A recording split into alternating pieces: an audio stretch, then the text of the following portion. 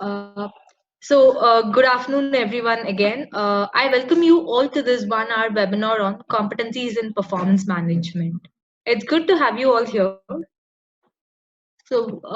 Moving forward, the facilitators for the day are Sneha and Maya. So, this is me, Sneha. I am working as an organizational behavior analyst at Strengthscape, and I'm part of the delivery and operations team. I would also request Maya to introduce herself. Good afternoon, all. This is Maya. I too work as an OB analyst. I take care of training, content development, need analysis, delivery, etc. I am also a part of the delivery and operations team in Strengthscape. Great. Before moving on to the webinar, I would like to introduce Trendscape to the people. Trendscape is an organizational development and transformation company, and we are headquartered in Bangalore. And also, we have 9 different service lines. One of them is behavioral training, and we offer behavioral training is one of our biggest services, and we offer it under 3 different categories, which are for leaders, managers, and also for individual contributors. Apart from that, we do provide HR certifications. Some of the certifications that we offer are Everything Does certification, Instructional Design certification, and we will also be introducing competency mapping certification soon. We'll talk about it towards the end of this webinar. Also, we provide competency mapping as a separate service line. Uh, since the world is moving towards technology, we also provide digital learning services, executive coaching services. One of our new service line is image consulting. We also provide OD consulting, and psychometric assessments is one of our again biggest service line, and we started with psychometric assessments. We have several set of behavioral based and competency based assessments, and we do provide technical training. So this is a brief about some of our services that we offer. Now we'll move ahead with the objectives of this 1 hour webinar. One of it is to define competencies and performance management in the context of talent management functions. Then to differentiate between the traditional and competency-based performance management system. Analyze the different benefits and the challenges that encompasses a competency-based performance system. Understanding ways of implementing a competency-based performance system in the organization. These are the objectives of the day. So now, before getting onto the topic, which is competencies in performance management system, we would like to give you an overview of the broader aspect, which is the talent management function. A performance management strategy is developed as a part of the wider aspect, which is talent management plan. So this is essential in boosting employee engagement and ensuring the continued growth and success of any organization. So having said that, let us see what is talent management. If you see, there is a definition which is said that it is an integrated process to ensure that an organization has a continuous supply of productive individuals in the right job at the right time. This represents that rather than a one-time event, talent management is a continuous process that it happens over a period of time, and this needs to build an image to attract the very best. So the organization is always in a way to portray themselves so that the right talents are attracted towards them, and also ensures that the hires are immediately productive and helps to retain the very best as well. It's not only focusing on hiring the right people, but also developing the existing people to leverage the full potential of each of them in the organization, so that it in turn impacts the organization's growth. That's what the talent management function is about. So now that we have understood what talent management function is, let's look into some of the components of the talent management function. So the first one is strategic employee planning. The first component is strategic employee planning, which is developing the organizational goals and a strategic plan. So once that is in place, the focus should be towards reaching those goals and implementing the plan that has been created. So more specifically, if we break it down, our emphasis should be on identifying the key roles and the personnel who will take closer to the goal. So the what are the roles and who are the people who will help us in reaching those goals that we have set for the organization. So while doing this analysis, there could be an insight that some of these roles and people are already in place, but there are also chances that we might identify the gaps in the structure, and we might need to restructure the existing system to accommodate those changes. That's the one of the component. The next component is talent acquisition and retention. So in the previous stage, while we identify that there are gaps and we might need new people or rearrange some people from one department to the other department. So we have to look into hiring the right set of people. And while we are looking at hiring, it's not necessary that we always have to hire from external resources. It's also possible that hiring internally would give us more talented people as well. Say, for example, this would also help us in cost cutting, and also it's less time consuming than hiring externally. So, while looking at talent acquisition, we should also look internally while looking externally. The third component is performance management. So, I would say that performance management is aligning the right person with the right role. Uh, that is the heart of performance management. So that means that the combination of the first two. So hiring the right people and aligning to them to the first stage, which is the strategic plan. So that's what performance management is about, and this helps us in ensuring that the employees with a role that suits them, then develops goals for success, supports their development, and moves the organization forward. That's the whole crux of performance management. The fourth component of talent management function is learning and motivating. Now that we have a plan in place, the right set of employees are there, they are aligned, then the fourth step is to learn and also create an environment that they feel motivated towards to explore their skills. So and sometimes learning is more essential than training, because learning is acquisition of information and skills which yields knowledge and experience. So these programs should include activities and tasks that support the organization's culture and initiatives. So by this way, the employees will see how their growth has an impact on the organization, which will in turn motivate them to perform more. The next component is, of course, compensation. And here, by compensation, we mean that recognizing the employees, rewarding their contribution towards success, and acknowledging their value to the organization. We will see that these aspects are very important in the following slides. And also, the next step is career development. So, also not just essentially that the employees should feel that they are valued, but also they should feel that there is a growth that they are visibly seeing for them to be retained or feel valued at an organization. So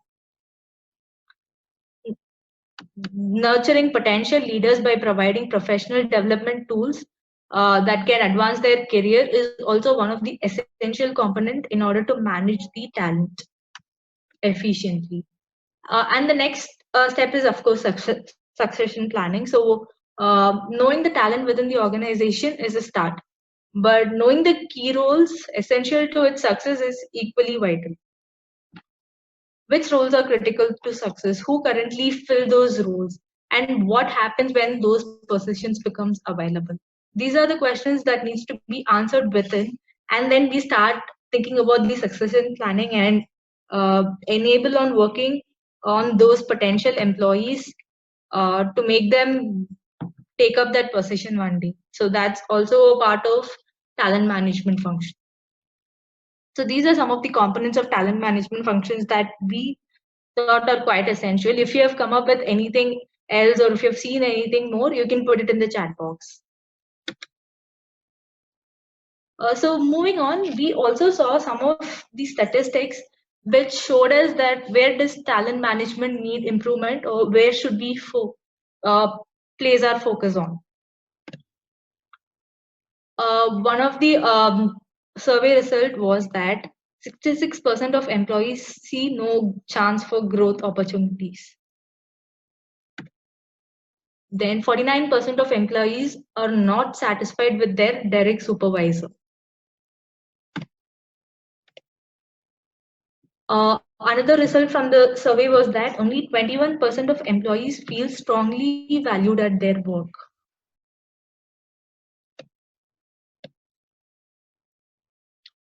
Over 25% of employees do not have the tools to be successful at their jobs. Here, by tools, they mean that the necessary skills that they require to be good at their job. And again, 64% of employees are not satisfied with their company culture. So these are some of the survey results that we found. But from this, what are we trying to say are these statistics essentially show that not all employees are engaged or satisfied with the company culture or the way they have been recognized for the work. So these aspects will definitely have an effect on their performance. So that way, uh, typically the talent management is essential to ensure that there is a proper performance management in the organization. So now let us look at one of the aspects of talent management functioning, which is performance management, and how having a competency-based performance management system can ensure that the talent management functioning is effective. And while we mean that talent management function is effective is in three lines, which is by hiring, assessing, and developing on the same set of competencies. So that's when it will be really effective. So that, for example, say we hire for a certain role, we hire them based on certain competencies. Then the annual or the quarterly measurements happen based on same set of competencies, and they are rewarded for the same set of competencies, and they are developed on the same set of competencies. That's how we enable a system of competency based performance management system. So now I'll be handing over to Maya, who will be taking in detail about competencies and competency based performance management system. Over to you, Maya.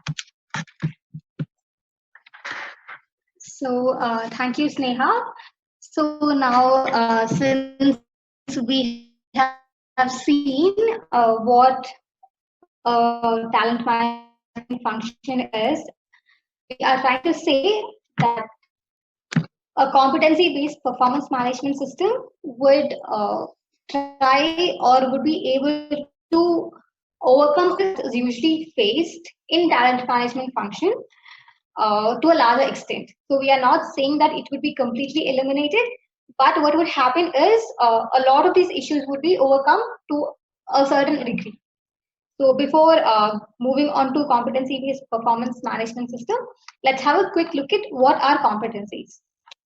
So defined by Parry in 1996, competencies or competency is a cluster of related knowledge, skills, and attitudes that affects a major part of one's job that correlates with performance on the job, that can be measured against well accepted standards, and that can be improved via training and development. So all the skills, according to the definition, I could say that all the skills, knowledge, and attitude should enable a person in performing the major part of the role he is playing in the organization. Say, for example, say I am hiring for somebody in a role for financial or the Department of Finance. So the person should have a formal degree in finance related course. This would help in contributing to the knowledge required for him to perform the particular role. Say he should have to exhibit some degree or actually a high degree of risk management skills.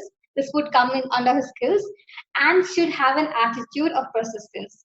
So all these things come together to help him in performing the role under finance department well. So that is what a competency would be. Moving on. let's see what is performance management. So, according to Cripp in 1997, performance management is a systematic process for improving and sustaining human performance throughout an organization. Uh, so, another definition given by CIPD in 2009 was that performance management is the process of creating a work environment or setting in which people are enabled to perform to the best of their abilities. It is the main vehicle by which managers communicate what is required from the employees and give feedback on how well they are achieving their job roles. So basically, this would start from setting the expectations clear, then giving regular feedbacks, and providing a healthy environment to apply these feedback to perform better at a later stage. So moving on, now here are a few components that ensure that the successful performance management system. First one was communication and collaboration, as you can see on the slide.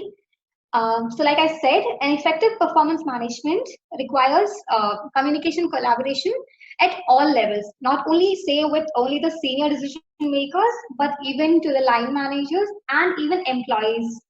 Communication can be with the decision makers to understand the strategic goals, with the line managers to determine the departmental performance and hence determine the functional competencies, communication with employees to determine individual performance, establish performance goals, and also collaborate with them to conduct the performance reviews on time and even for performance appraisals. Next is setting goals and objectives. So it is also, like I mentioned, in order to assess and measure employee and organizational performance, it is very necessary that you have to set clear goals and objectives from or for an employee. Goal setting should be a collaborative process between all the parties involved in attaining that certain goal. If the goal is established for an individual employee, the employee should have input into why and how the goal will be achieved. So he should know why this certain goal was set for him and how is he going to achieve that particular goal. What all competencies and what all skills can he use to get there.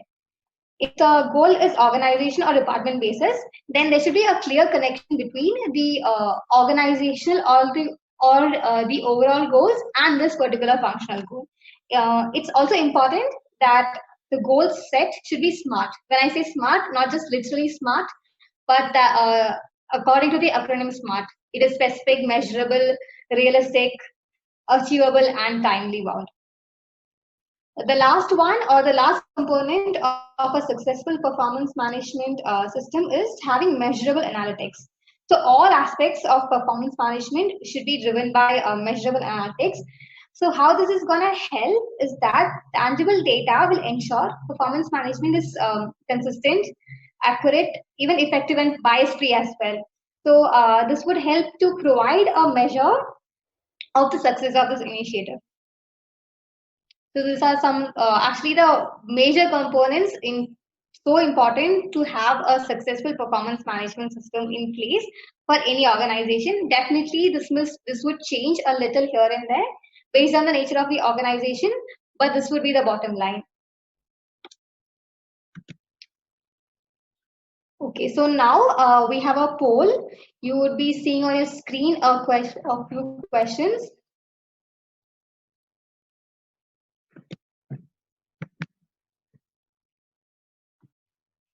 So as you can see, you may see one question on the screen that says, what are the challenges of a performance management system? So according to your experience, you could click on that one particular challenge that you would find in having a successful performance management system. Please go ahead. So the poll will be open for a minute. So yeah, we can actually start seeing responses. Go ahead.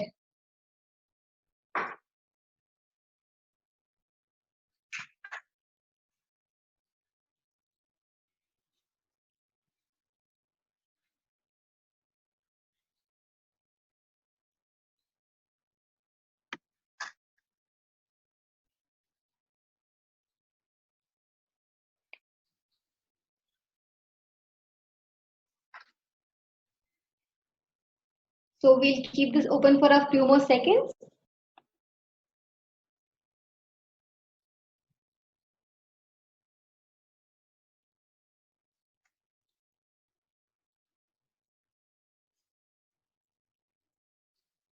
Okay. So so the poll is closed now. So let's have a look at the responses we have received from the participants today. So you see, that 38% of the participants have voted for lack of measurements. So I can't say it's an evident majority. Basically, we would say it's a mixed result between three of the challenges. So 38% have said it's basically lack of measurements. That's a major challenge. 24% of the participants have said that it's lack of alignment, and another 33% have said leadership and management commitment. 5% have said that managing of the performance system is also a challenge. Surprisingly, nobody has actually voted for managing poor performance.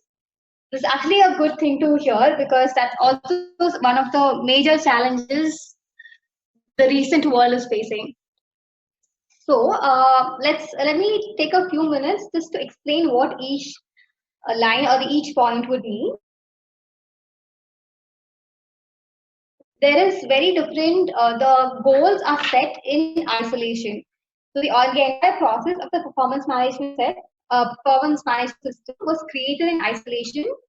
So link between, say, the strategic development or budgeting and operational planning is developed by different groups of people, and they use various or different frameworks that each other do not have very good knowledge about.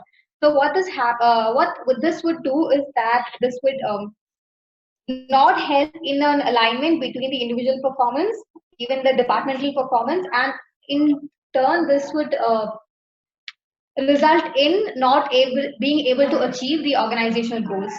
So moving on, lack of measurements, which majority of the participants have voted for. So it's actually one of the most common reasons for the challenge, actually, even in the day-to-day scenario. So this what happens here is we don't have or there is no basically set rules to see what is a good measurement or what is a good performance or what is a bad performance. And this can happen at any level of the organization. So basically, the targets are set very clearly, but there is basically no relevant measurement to say that this is what means the target is achieved and this is what the target is not achieved.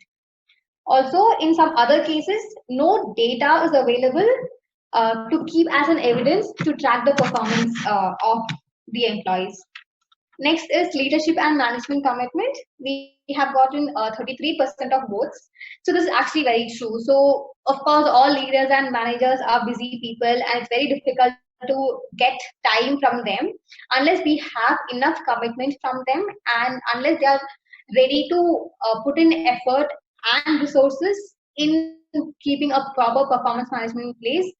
This is not going to work. Next is manage of a performance system. So when I say system, I mean the entire process and even the platform we use for managing performance. So what happens is actually managing this would require a very disciplined framework. It requires the organization to work on one plan and then break down these plans into relevant parts and assign responsibility that who will be taking care of what part. Secondly, it's also important that we have to appreciate that performance management is not a one-time event or a once in a while event, but this has to be done on a daily basis or like very regularly. But it is not very important that you have to record everything on a daily basis, but the monitoring of the system has to be done on a daily basis. And the final one is managing of work performance. Nobody has voted for this. But in many cases, what happens is poor performance, so we have to give feedback. The feedback happens after a long time. There is a huge delay in giving feedback for poor performance. And what happens is this makes it irrelevant. So if I do something wrong today and tell me, if my manager comes and tells about this after a month, I wouldn't even remember what happened. And another reason for poor performance is not being managed on time is there is no valid measurements and collection of required evidence to measure that the performance is really poor. Yeah, do you think there are any other challenges other than what you have seen on the screen already that would be hampering proper performance management systems functions? If you feel something like that, please put it on chat. Uh, we are inviting responses.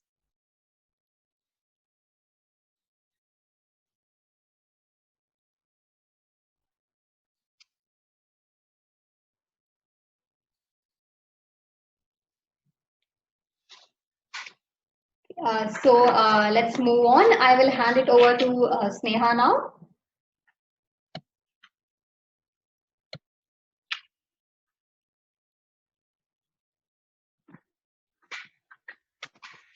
Okay, so that now we have seen about what is competencies, what is performance management system, and also some of the challenges that we might face in having a competency-based performance system in place.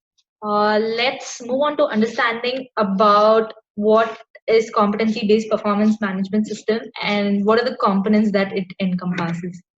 So the first thing is that if you see competency-based performance management system ensures the alignment of individual objectives and organizational goals. So when I say that when we are incorporating competencies into the performance management system, it ensures that each of the individual objectives are in line to the organizational goals so that uh, both the parties are satisfied. Say, when I perform a task, my individual goal is also achieved in the same time where there's an organization level growth as well. So that's what uh, happens when we involve competencies in our performance management system. Also, uh, performance management system was intended to focus not only on the what part of the objectives, but also on the how part of the objectives. So when I say that, what it means is what objectives were accomplished. For example, say sales target is not just measured in terms of numbers. So that'll be what have I achieved.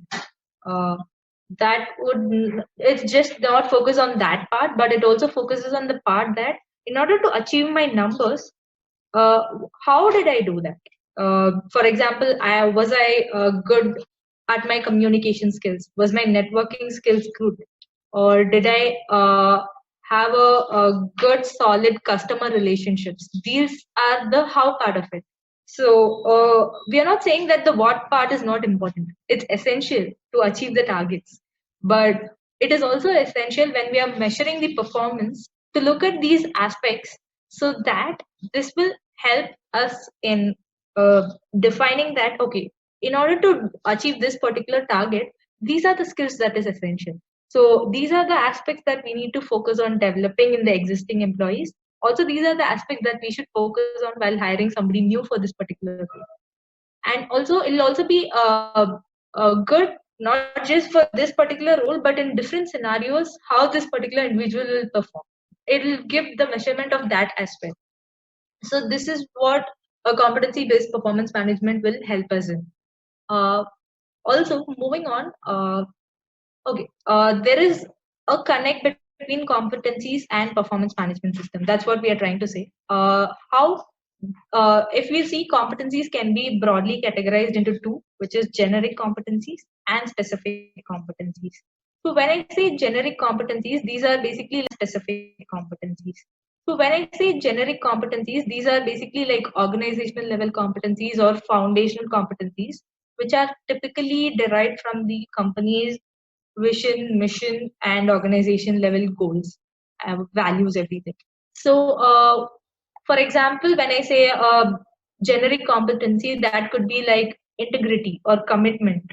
These would be like organizational level goal, which is expected from all employees of that particular organization across departments. These are the generic competencies. these will contribute directly to the organization's vision, mission, goals, everything. From these generic competencies are derived the specific competencies. These specific competencies encompasses the functional competencies. When I say functional competencies, these are derived from the department level goals, objectives.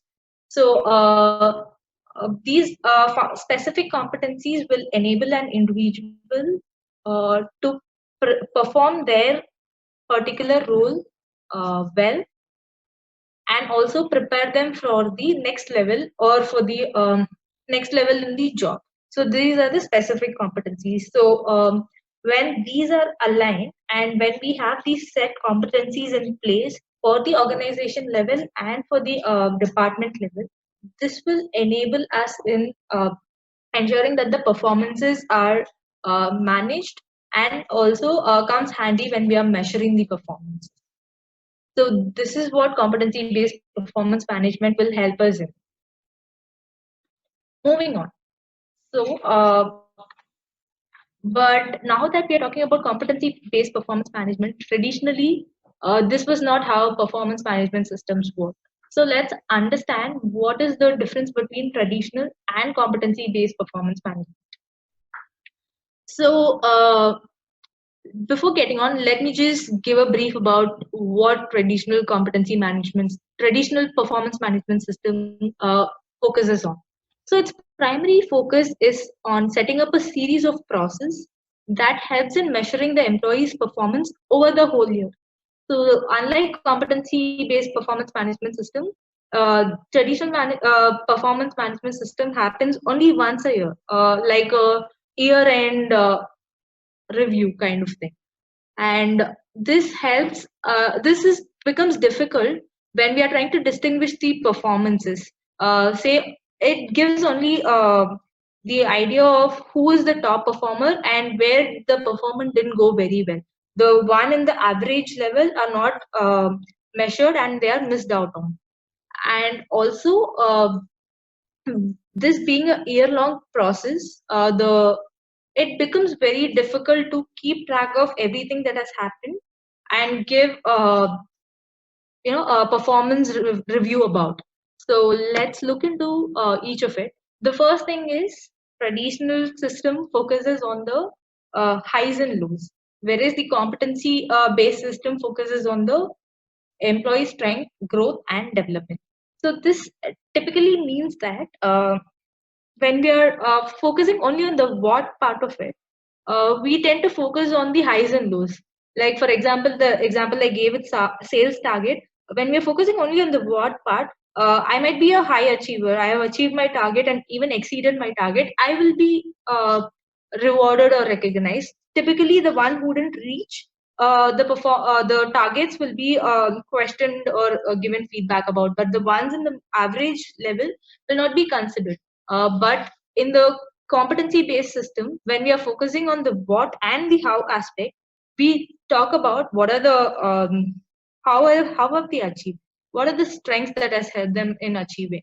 And also this would help us in measuring that where they have shown growth from the last time. So there could be some competency that they weren't very well versed previously, but now they are showing a growth on. And also what are the areas that they need to develop on in the future. That's what the competency based system helps us in. Then, as I said, traditional system relies on annual performance reviews, whereas competency based system is an ongoing developmental journey. Because if we have it once a year, this would help us. This would not help us in bringing the actual thing that we want. Having it as an ongoing developmental journey will help us in implementing the feedbacks immediately on the job and to see the results coming out of it. The next one is the rewards are recognized annually and based on the years served. Whereas in this competency based system, there is establishing a culture of recognition. So what I mean by that is, um, in the competency based performance management system, rewards are more fluid than they used to be and are more tightly aligned to the real time results and business goals. So by creating a culture of recognition, it not only recognizes the value of both formal and informal rewards, but also encourages the managers to offer rewards and recognition more frequently and to make timely and personally meaningful to employees. So this way, the employees feel valued, more motivated, which in turn increases their performance. And this in turn helps in also retaining the pool of talent that the organization has. The fourth one is because the environment right now is very static and fast developing. If we don't provide feedback and immediately after something has occurred, there are chances that the impact of the feedback is effective. When, say, for example, in the traditional system, fails to provide real-time feedback. In that case, if you are having a annual review, it is difficult for the manager to remember everything that has happened over the year and provide feedback to each of his employees. But in the competency-based system, the feedbacks are given then and there. It's continuous, it's effective, it's more structured. Say, for example, when giving feedback, it not only means that we have to recognize and reward the uh, good performances, but also give a constructive feedback which will help them in developing them further. So that's what continuous feedback will help us in. The next point or the next difference between the traditional and the competency based system is that the traditional system sets more static goals. So when I mean more static goals, it's that the static goals are like the goals that are set for everyone, which is more in common. But when we are aligning the goals to each individual team and business objectives, they become more specific. As I said earlier, it motivates the employee to achieve those goals because there is also a personal gain based on that goal. It's not just something that the organization expects, but it's also something that the employee is interested in. So that way, if everything is aligned, the performance increases. So that's what the differences between the traditional and competency based system is all about. Moving on, we will see how does implementing this competency based performance management system works. So now we have understood what are competencies, performance management system is about, and how does competency based performance management system work. What is the difference between the traditional one and the competency based system? But when it comes to implementing, there are a series of procedures that needs to be focused on, and as mentioned earlier, it's a long-term process and change in the overall system. So let's have a look at the steps one by one. So the first step is to determine the ownership. So in this step, it is essential that the ownership is not just lying within the HR department or the L&D department. It is essential that we determine the ownership across the organization. So in this stage itself, it is essential to decide who is going to do what. How is it going to affect the system? So each of it needs to be defined clearly for the system to move forward. After that is decided, it is essential to brief the senior managers and get a buy-in from them. Because as one of the challenges that we saw was getting a buy-in or getting the time from the senior management. And if we don't have it, uh, none of the system is not going to work. So it's essential to determine the ownership, convey it to the senior managers, and get a buy-in at this stage itself. Once that is done, it is essential to form a task group, and these task group members should be from the uh, employees who are going to be directly affected by a performance management system that's going to get in place. So this way, it will give us a real-time feedback. And post the formation of the task group, it is essential to design a system, a blueprint, and a project plan. So the project plan should be as elaborate as possible, explaining each of the steps with uh, measurable timelines and realistic expectations. So this way, the plan is in place and it can be implemented. Once the plan is in place, again, briefing it to the senior managers, on the key elements of the work plan, and then allowing them to ask as many questions as possible, which will gain by which the team will gain more insights, and those points can be incorporated in the existing plan. Once the plan is fixed, moving on to create the materials, collaterals, documents, and training. So based on the plan, what are the materials that will be required? What are the details that needs to be provided? What kind of training needs to be given to whom? And how should the managers be trained? How should the employees be trained? And what should each of the training encompass? These are the things that needs to be fixed. Next is piloting the system and the training with task group. So once all the materials are in place, it's essential to do a pilot testing with the task group themselves, who will be having the more clear idea about how the system works. So by this way, when we are doing the managerial training, the other employees can be the observers and give their comments then and there. And similarly, vice versa. This way, we get a real-time feedback saying how the system is going. Once based on the observations and comments during the pilot, the changes needs to be incorporated in this system, and then implementing the competency-based performance management system across the organization. So once we have the pilot done, the final print is kept ready, and the implementation happens across the organization. After that, once that is done, we go for the evaluation of the implementation. So these two steps will be spoken in detail in the next slides. So this is the overall process, but how will the procedure go when we are actually implementing will be discussed in detail by Maya in the next slide. I'll hand it over to Maya. Yeah.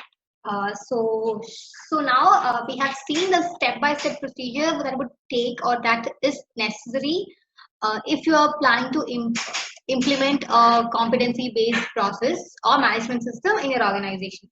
Now let's see what is the model that has to be there in place for competency-based management. Before going into depth, just wanted to make it clear that the process or the procedure or the step-by-step process we have taken you through in the previous slide would be a one-time thing. So once you do it, you evaluate the implementation, and then you fill the gaps, and that's it. That's what happens. So probably re-looking at it would happen maybe in another 1 year or even 2 or 3 years. But a model is something that has to be performed across the year at all times and should be kept in mind every time when you are doing something related to competency-based performance management.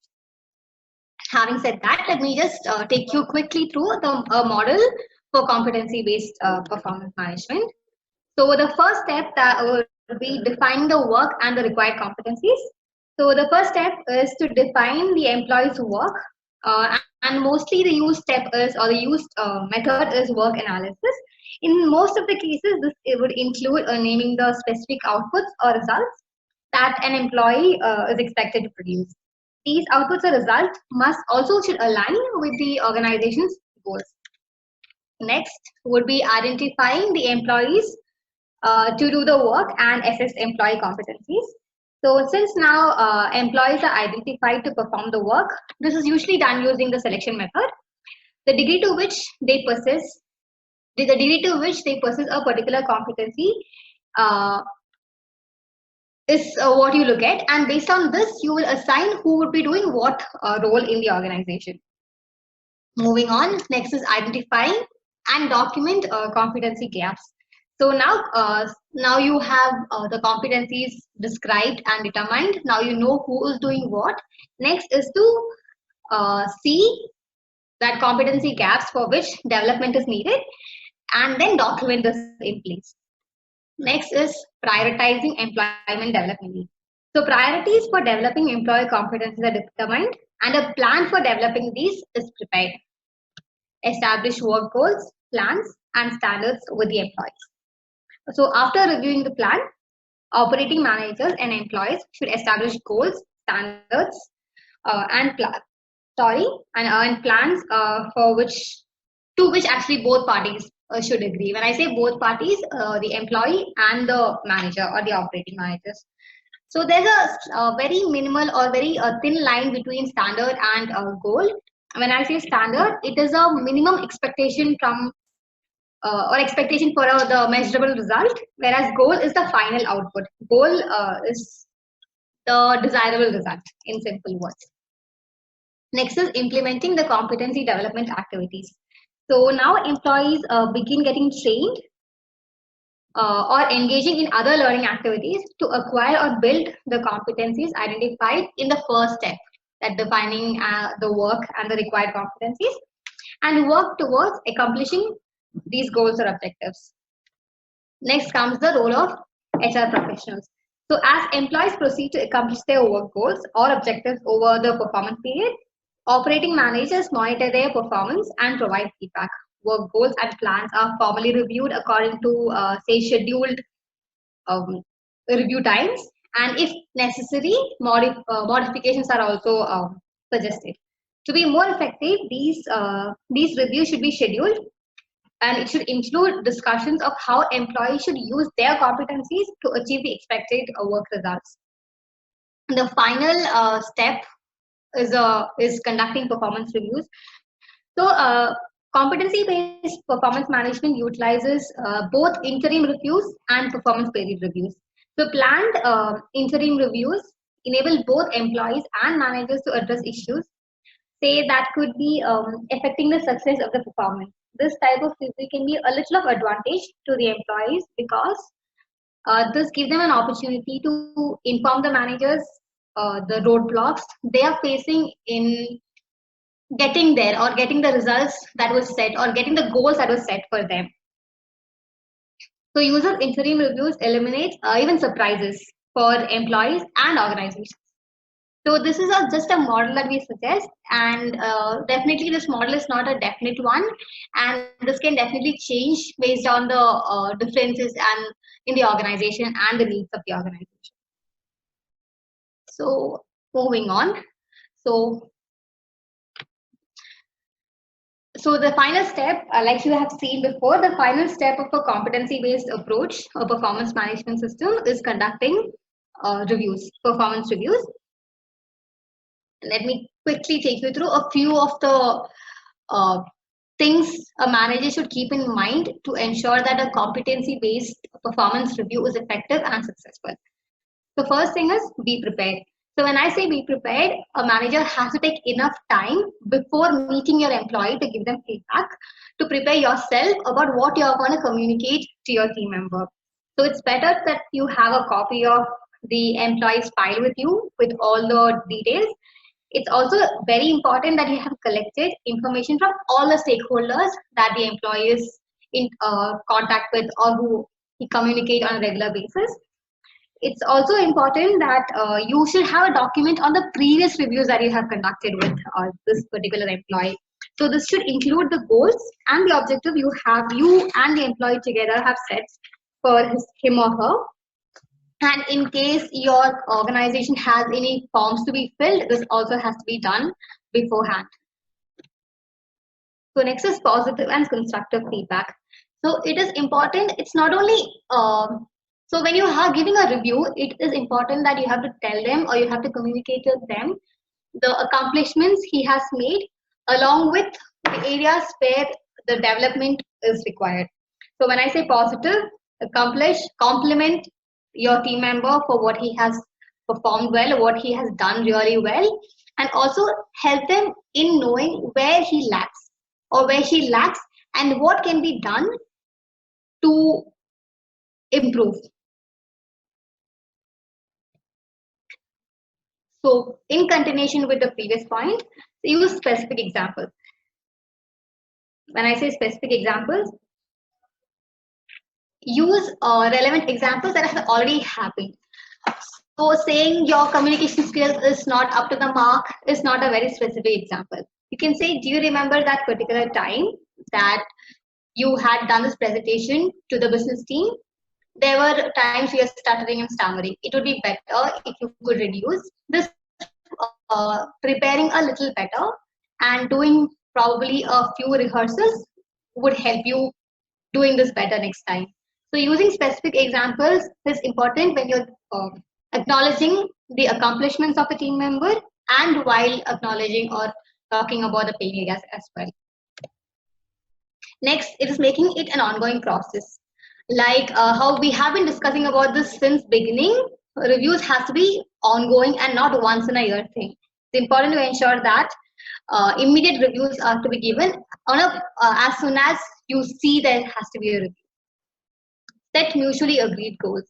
So when you're establishing goals, it should be important that the manager and the team members should have a buy-in. Only then you can expect commitment from both the sides. Having said that, let's have a look at the benefits a competency-based review should give for an organization. It's not only competency-based review, it's the benefits that we are going to present right now is for both the entire performance management system.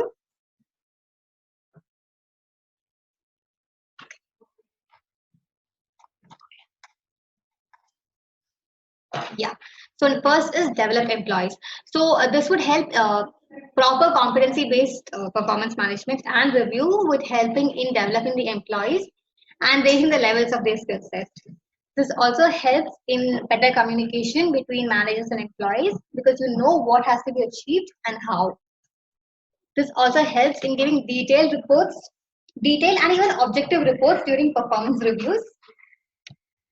You have a provision of giving regular and continuous feedback, and this also helps in giving quicker solutions to the problems and also helps in recognizing the achievements then and there.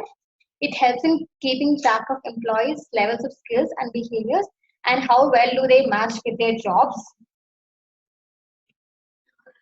All these things will come down to reducing the cost incurred due to poor performance and low productivity of the employees. Next, let's see how the competency-based performance management system would help the employees. They have a clearer picture of how they can contribute to the organization. This motivates to develop themselves and give their best. They have a better understanding of why newer skills are needed and have to be developed. It's also proven that in a competency-based management system, there is a clearer analysis of how an employee's performance has grown over time. Higher job satisfaction is another result of the research, and subsequently employee engagement. So higher job satisfaction and employee engagement is a byproduct or byproducts of competency-based performance management system. And finally, all these things are there to be documented and kept in place. It never vanishes anywhere. So moving on, what are some other benefits that you think competency-based performance management system have? If you have any views or opinions, please put it on chat. Okay. Moving on, we don't see many responses. Let's move on. So, though performance management system has its own benefits, it's not very easy to totally reinvent the system you have and implement a competency-based management system. So first challenge is implementation takes time, effort, and coordination. So define the skills and behaviors required to complete a task successfully. This is not something easy. It needs skills, it needs training, it needs coordination between a lot of people. Employees comfortable with the status quo. So process interventions are often challenging because workers can become very comfortable with what's already existing. So it's very difficult to get a buy-in from them saying, the entire system is changing. Numerous discussions and consensus. Like I said, there is resistance, there is commitment required. Definitely, you have to have a number of discussions.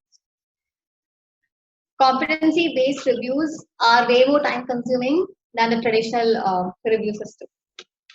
Also, it's also important to use platform when you have a competency-based performance management. Also, managers must be trained on their roles and responsibilities as well as how they are going to use a system to carry their roles and responsibilities. This also would require totally revamp and training on all these processes. So that's it for today. We are almost about the end of our webinar. So before ending the program, We have a competency mapping certification provided by Strengthscape coming soon. The first batch will be launched by the month of September. If you would like to roll in, please contact us as soon as possible. You will see our contact details on chat. Okay. You can see the contact details here as well. So thank you for being a wonderful set of participants. If you have any questions unanswered or would like to ask us more questions or would like to connect with us, please feel free to get in touch with us. You can see our contact details on the slide. If you would like to see our past webinars, please visit our website. We have more webinars coming up. Try to register and don't miss them. Thank you so much.